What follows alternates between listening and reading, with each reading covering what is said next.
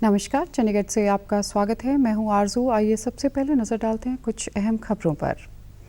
प्रधानमंत्री नरेंद्र मोदी ने नई दिल्ली में आयोजित वीर बाल दिवस कार्यक्रम में कहा, आज का ऐतिहासिक दिन भारतीयों को दुनिया में अपनी पहचान पर गर्व करने के लिए सशक्त करेगा।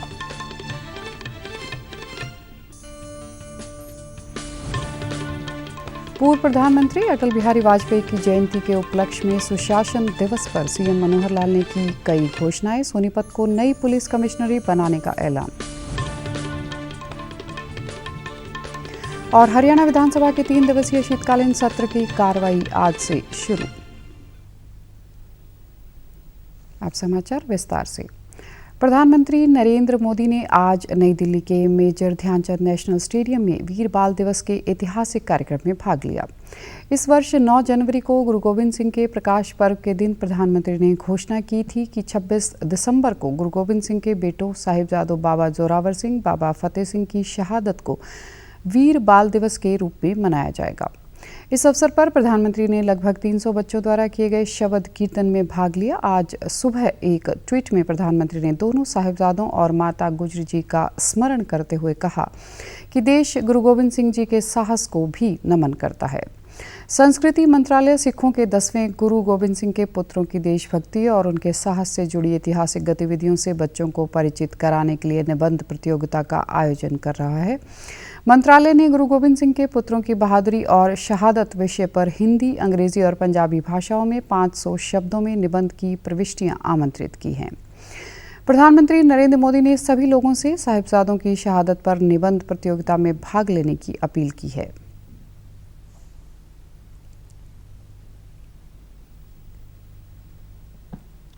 वीर बाल दिवस हमें याद दिलाएगा कि शौर्य की पराकाष्ठा के समय कम आयु मायने नहीं रखती। वीर बाल दिवस हमें याद दिलाएगा कि 10 गुरुओं का योगदान क्या है, देश के स्वाभिमान के लिए सिख परंपरा का बलिदान क्या है। वीर बाल दिवस हमें बताएगा कि भारत क्या है, भारत की पहचान क्या है। इस दौरान उन्होंने कहा कि वीर बाल दिवस भारतीयों को अपनी पहचान पर गर्व करने का अवसर देगा। वहीं केंद्रीय मंत्री हरदीप सिंह पुरी ने साहिबजादों के शहादत दिवस को बाल दिवस के रूप में मनाने के लिए प्रधानमंत्री नरेंद्र मोदी की सराहना की। उन्होंने कहा कि मैं इसके लिए प्रधानमंत्री का आभार व्यक्त करता हूं। तरंदी आजादी लाए अपने शहादत देके जालिम मुगल राज या जड़ा हिला देने वाले साहिबजादियां दी महान शहादत नो नमन करते हुए मानयोग प्रधानमंत्री श्री नरेंद्र मोदी जी ने 26 दिसंबर नो वीर बाल दिवस वजों घोषित किया है। माता गुजरी दी ਅਤੇ ਸਾਹਿਬਜ਼ਾਦਿਆਂ ਦੀ ਲਸਾਨੀ ਸ਼ਹਾਦਤ ਨੂੰ ਰਾਸ਼ਟਰ ਸਦਾ ਚੇਤੇ ਕਰਦਾ रहेगा। वीर बाल दिवस पर इस आयोजन से साहिबजादों की शहादत के इतिहास को पूरी दुनिया में पहुंचाकर एक नया इतिहास रचा है। इस दौरान केंद्रीय गृह मंत्री अमित शाह, सड़क एवं परिवहन मंत्री नितिन गडकरी ने ट्वीट कर साहिबजादों को नमन किया। पूर्व प्रधानमंत्री व भारत रत्न अटल बिहारी वाजपेयी और स्वतंत्रता सेनानी पंडित मदन मोहन मालवीय की जयंती के उपलक्ष्य में सुशासन दिवस पर पंचकुला में राज्य स्तरीय समारोह करवाया गया। इस दौरान मुख्यमंत्री मनोहर लाल ने उपस्थित जनों और देश भर में 6500 स्थानों पर हो रहे कार्यक्रमों में उपस्थित जन समूह को वर्चुअली संबोधित किया। इस अवसर पर मुख्यमंत्री ने राशन कार्ड योजना, मुफ्त पासपोर्ट योजना, जमाबंदी की ऑनलाइन फर्द, HPSC मांग पोर्टल, नागरिक सुविधा केंद्र, वक्स शिकायत निवारण प्रणाली का शुभारंभ किया। मुख्यमंत्री ने घोषणा करते हुए कहा कि आज 8 जिलों में 177 अनियमित कॉलोनियों को नियमित किया गया है। राज्य सरकार ने 2 साल पहले आवेदन मांगे थे और सर्वे करने के बाद 845 ऐसी कॉलोनियों की पहचान की गई। इन्हीं में से आज 177 कॉलोनियों को नियमित किया गया है।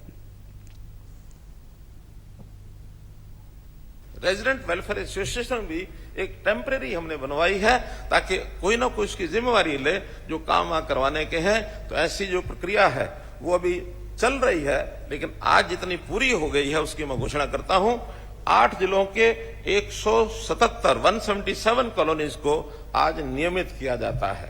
तो इस प्रकार से ये जानकारी उन सब शहरों में मिलेगी। हमने इस अवसर पर मुख्यमंत्री ने के लिए पिछले साल कानून भी विधानसभा में पारित कर दिया था। इस अवसर पर मुख्यमंत्री ने सोनीपत को नई पुलिस कमिश्नरी बनाने और अलग से पुलिस एनफोर्समेंट विंग के गठन की घोषणा की। इस मौके पर उन्होंने कहा कि अभी तक प्रदेश में केवल 3 गुरुग्राम, फरीदाबाद और पंचकुला ही पुलिस कमिश्नरी थी। अब सोनीपत को मिलाकर कुल 4 कमिश्नरी हो गई है। इस दौरान उन्होंने अधिकारियों व कर्मचारियों की वार्षिक गोपनीय रिपोर्ट में जनता की भी राय होनी चाहिए कि कौन अधिकारी व कर्मचारी सही ढंग से कार्य कर रहे हैं या नहीं। इस अवसर पर मुख्यमंत्री ने वर्ष 2023 का कैलेंडर और मैनुअल प्रक्रिया नियमावली का भी विमोचन किया। देश में पिछले 24 घंटों के दौरान कोविड के 196 नए मामलों की पुष्टि हुई है। केंद्रीय स्वास्थ्य मंत्रालय ने कहा कि इस दौरान 190 लोग स्वस्थ हुए। स्वस्थ होने की दर 98.8% है। वर्तमान में 3,428 मरीजों का इलाज चल रहा है। मंत्रालय ने बताया कि राष्ट्रव्यापी टीकाकरण अभियान के तहत कल 29,818 से अधिक टीके लगाए गए। उधर चंडीगढ़ में रविवार को कोरोना का एक मरीज मिला है। इससे अब सक्रिय मामलों की संख्या भी 2 हो गई है।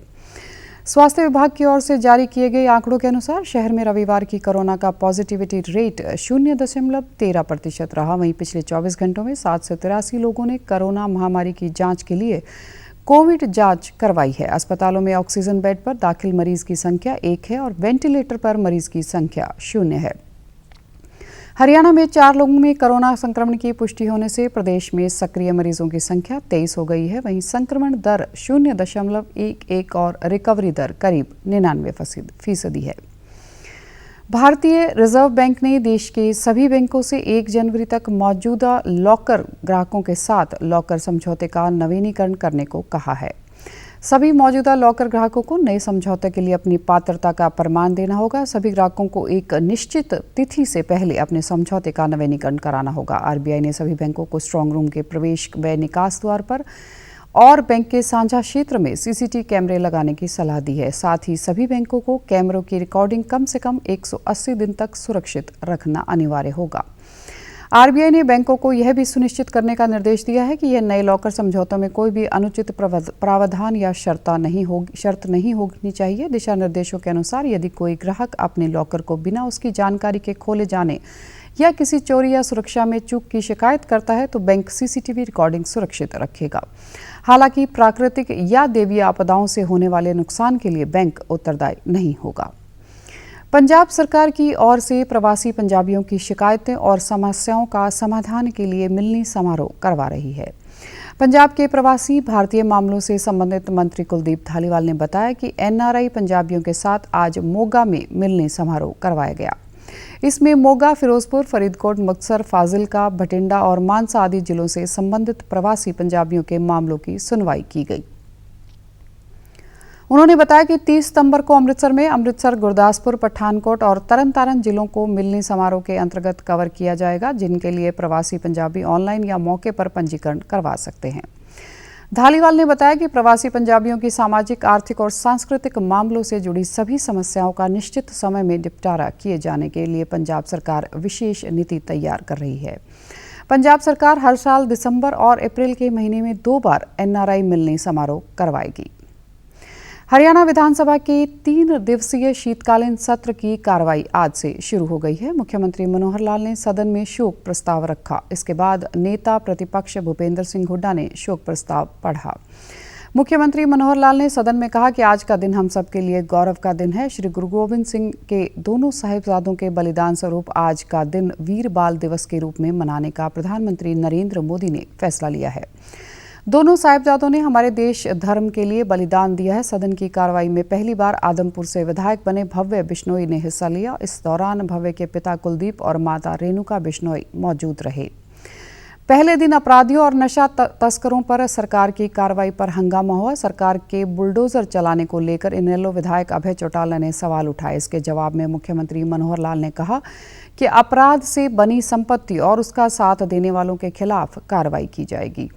वहीं गृह मंत्री अनिल विज ने चेतावनी दी कि बदमाशी छोड़े या हरियाणा छोड़ दें। इसके बाद शून्यकाल में कांग्रेस विधायकों ने भारत जोड़ो यात्रा के दौरान खराब सड़क और बिजली काटने का मुद्दा उठाया। चंडीगढ़ के सेक्टर 17 स्थित प्लाजा में अफगान छात्रों और युवा सत्ता के स्वयं सेवकों ने अफगानिस्तान में महिलाओं के अधिकारों के लिए रैली निकाली। हाथों में मोमबत्तियां, बैनर्स और प्ले कार्ड लेकर स्वयंसेवी लड़कियां और महिलाओं ने अफगानिस्तान की महिलाओं के गौरवशाली दिनों को वापस लाने के लिए गुलाबी पगड़ी पहनी। वहां की तालिबान सरकार ने लड़कियों और महिलाओं को उनके घरों की चारदीवारी के बाहर की जिंदगी से प्रतिबंधित कर दिया है, चाहे वह स्कूल, कॉलेज या यूनिवर्सिटी में पढ़ना हो या नौकरी करना। Afghan students union of Chandigarh के संयोजक अब्दुल मुनीर कक्कड़ ने कहा कि हम अफगान छात्रों, अफगानिस्तान के लोगों, विशेषकर महिलाओं की ओर से तालिबान के फैसले पर अपनी निंदा व्यक्त करते हैं। हम विश्व के साथ भारत के लोगों से भी अफगानिस्तान के लोगों के साथ खड़े होने की अपील करते हैं। अब खबरें फटाफट। देश में कोरोना की ताज़ा स्थिति और तैयारियों का जायजा लेने के लिए केंद्रीय स्वास्थ्य मंत्री डॉक्टर मनसुख मांडविया आज करेंगे IMA से बैठक। चंडीगढ़, पंजाब और हरियाणा में शीतलहर का प्रकोप जारी। घने कोहरे और तापमान में गिरावट से जनजीवन प्रभावित। 27 दिसंबर तक कड़ाके की ठंड पड़ने का अनुमान। और आप हमारे समाचार YouTube channel DD news Chandigarh, Facebook DD news Chandigarh और Twitter handle DD news CHD पर भी देख सकते हैं। इसी के साथ चंडीगढ़ से समाचारों का सिलसिला समाप्त होता है। नमस्कार।